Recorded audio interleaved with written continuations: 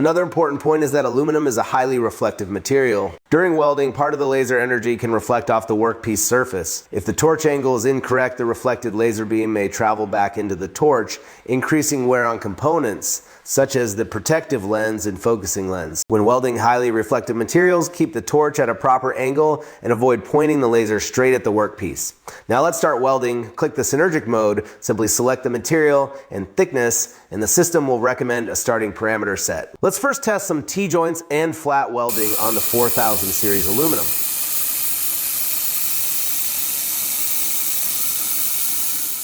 If you don't like this, weld penetration marks on the backside, you can reduce the power slightly. However, penetration depth is directly related to weld strength, so increasing power will naturally produce deeper penetration like this.